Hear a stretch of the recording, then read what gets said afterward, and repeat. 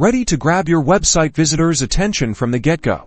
Let's launch Adobe Dreamweaver and get started. First, open Dreamweaver, if you haven't, and create a new HTML document by going to the File menu, then New, and selecting HTML under New Document. Choose None for your layout. Now it's time to design your page. Dreamweaver offers two main views: Design and Code. Design View lets you see how the page will look, while Code View enables you to modify the page's HTML code directly. For beginners, stick to Design View for now.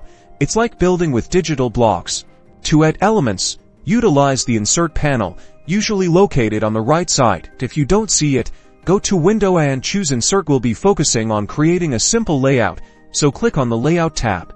Let's start with a div tag. Click the div button under the common category. To add a container for your content, a Properties panel will appear at the bottom. Here you can set the properties, like style, ID and class name. Let's name our div container Cover for easy identification, by giving appropriate dimensions to fit your content. Next, let's add your content. This could be a captivating headline for your website. Use the text tool to set the style, like font size. Insert an image using the Image button found under the Insert panel. Ensure you're using a high-quality, visually appealing graphic that complements your text. To fine-tune our page, use the Properties panel to adjust the elements' margins, padding, and text alignment. Experiment with different settings to achieve the desired look. Remember, alignment, like centering the text, makes the page more eye-catching. Change the background of your page to a color that is appropriate. Finally, save your website. Go to File, Save As, and choose a location. Name the file indexed and test your work in a browser. And remember that an effective cover page should be easy to navigate and visually appealing. Congratulations!